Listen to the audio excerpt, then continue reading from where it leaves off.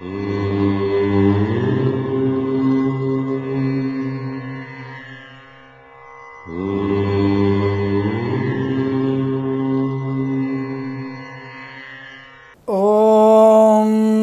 శ్రీ గురుభ్యో నమః. హరి ఓం. శ్రీరామ రామ రామేతి రమే రామే మనోరమే సహస్రనామ తత్తుల్యం రామనామ వరాననే. అందరికీ నమస్కారం. ఆస్ట్రో సిండికేట్ ఛానల్ని ఆదరిస్తున్నటువంటి మిత్రులకి, శ్రేయభిలాషులకి, ఆత్మీయులకి, బంధుమిత్రులకి అందరికీ కూడా సాదర స్వాగతం పలుకుతున్నాను. మళ్ళీ ఒక్కసారి మీ అందరికీ విజ్ఞప్తి, దయచేసి ఈ ఛానల్ని సబ్స్క్రైబ్ చేయండి, 10 మందికి తెలియజేసేటువంటి ప్రయత్నాన్ని చేయండి.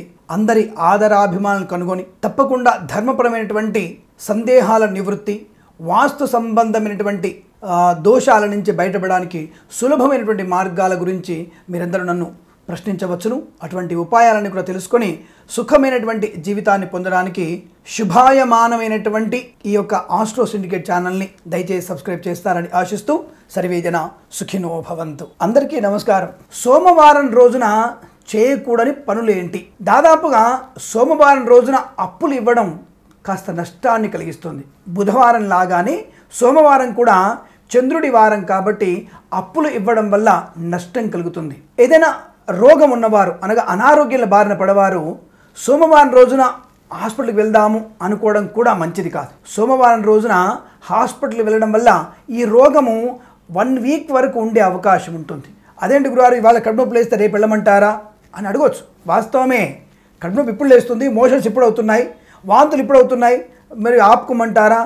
అపస్మారకమైనటువంటి అకస్మాత్తుగా వచ్చినటువంటి వ్యాధులకు చెప్పట్ల. ఒక 2-3 రోజుల నుంచి అనారోగ్యం ఉంది, సోమవారం రోజున వెళ్దాము అనుకోవడం తప్పు.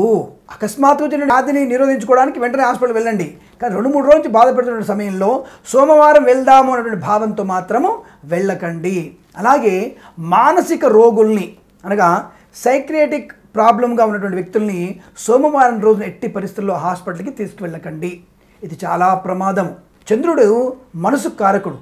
ఈ యొక్క మానసిక అనారోగ్యంతో ఇబ్బంది పడుతున్నటువంటి మిత్రులు ఎవరైనా సరే ఆ రోజు హాస్పిటల్ తీసుకెళ్తే తిరిగి రావడానికి కనీసం 15 రోజులు పడుతుంది, గుర్తుపెట్టుకోండి. కాబట్టి ఈ మానసిక రోగులని, అలాగే దీర్ఘకాలికంగా ఉన్నటువంటి రోగ నివృత్తి కోసమై ప్రయత్నం చేయడానికి ఆ రోజు సోమవారం రోజున మీరు హాస్పిటల్కి వెళ్ళడము నష్టాన్ని కలిగిస్తుంది. సోమవారం రోజున ధనాన్ని కూడా అప్పుగా ఇవ్వకండి. తిరిగి రావడం ఆలస్యం అవ్వచ్చు, లేదా వడ్డీ లేకుండా అసలు మాత్రమే కొన్ని సంవత్సరాల తర్వాత రావచ్చును. కాబట్టి అప్పులు కూడా సోమవారం రోజున ఇవ్వడం మంచిది కాదు.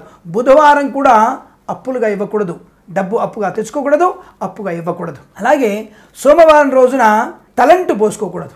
సోమవారం రోజున పుష్కర స్నానం చేయవచ్చును, పుణ్య నదీ స్నానం చేయవచ్చును, అలాగే పండగ రోజులు వస్తే పండుగ స్నానం చేయొచ్చు. కానీ సోమవారం రోజున మాత్రము తలంటు పోసుకోవడం మంచిది కాదు. ధన నష్టాన్ని కలిగిస్తుంది, అనవసర అనారోగ్యాన్ని కలిగిస్తుంది.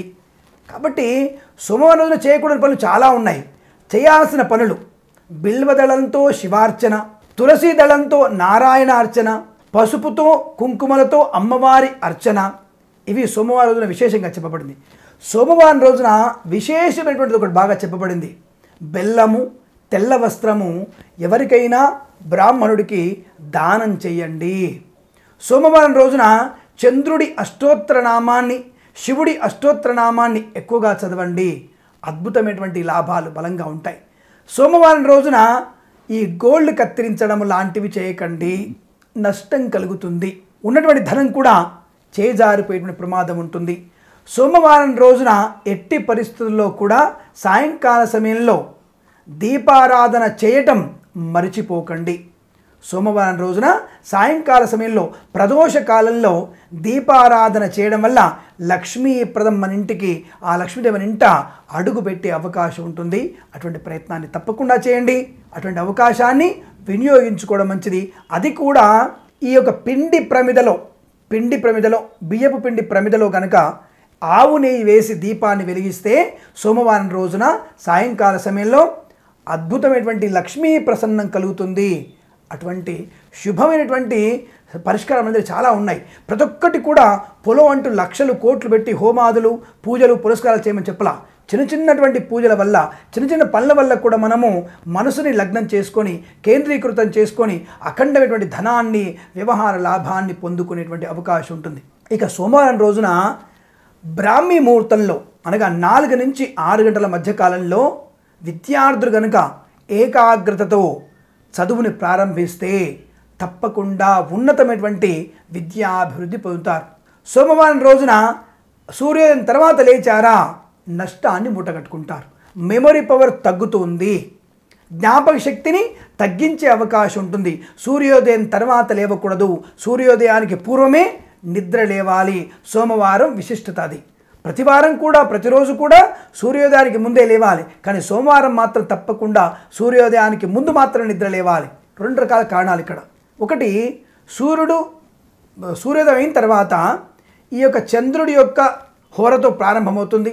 తర్వాత వెంటనే మనకి వేరే హోర ప్రారంభమవుతుంది, హోరాధిపతులు వేరే ఉంటారు. అలాగే సోమవారం రోజున టైం టేబుల్గా ఫిక్స్డ్గా మనం కనుక సూర్యోదయం ముందే లేస్తే మిగిలిన రోజులు కూడా మనము లేవడానికి మన మనస్సు అంగీకరిస్తుంది. ఎందుకు? సోమవారం రోజున చంద్రుడు మనసు కారకుడు కాబట్టి ఆ చంద్రుడి సమయంలో ముందుగానే మనం లేచినట్టయితే మిగిలిన వారాలు కూడా ఆ మనసు లగ్నమవుతుంది. సూర్యోదయానికి ముందే లేచి మన పనులను కూడా పూర్తి చేసుకునేటువంటి అవకాశం కూడా ఉంటుంది. ఇలా సోమవారానికి విశేషమైనటువంటి విధి విధానాలు, లాభాలు, నష్టాలు అనేకం చెప్పబడ్డాయి. ఇప్పుడు చెప్పినటువంటి విషయాలన్నీ కూడా మీరు అవగతం చేసుకొని శుభమైనటువంటి ప్రక్రియలు కొనసాగిస్తూ అశుభమైనటువంటి పనులకి దూరంగా ఉండడం వల్ల ప్రయోజనకరమైనటువంటి ఆనందాన్ని తప్పకుండా పొందుతారని. తప్పనిసరిగా ఈ సోమవారం రోజున సర్వమంగళ మాంగళ్యే శివే సర్వార్థ సాధికే శరణ్యే త్ర్యంబికే గౌరీ నారాయణి నమోస్తుతే అన్నటువంటి మంత్రాన్ని లక్ష్మీం క్షీర సముద్రరాయతనయాం శ్రీరంగధామేశ్వరీం దాసీభూత సమస్తదేవనితాం లోకైక దీపాంకురాం శ్రీమన్మందకటాక్షలబ్ధైవత్ బ్రహ్మేంద్ర గంగాధరాం త్వాం త్రైలోక్య కుటుంబినీం సరసిజాం వందే ముకుంద ప్రియాం అన్నటువంటి ఈ శ్లోకాలని కనుక నిరంతరం కనుక మనం చదువుతున్నట్టయితే విద్యాభివృద్ధి, ధనాభివృద్ధి, షేర్ మార్కెట్లో స్పెక్యులేషన్స్లో లాభాలు గడించేటువంటి అవకాశం ఉంటుంది. శత్రు నివారణ కూడా ఏర్పడేటువంటి అవకాశం ఉంటుంది. ఇటువంటి ప్రయత్నాన్ని చేయండి. ఆనందమయ జీవితాన్ని పొందాలని ఆశిస్తూ సర్వేజన సుఖినో భవంతు.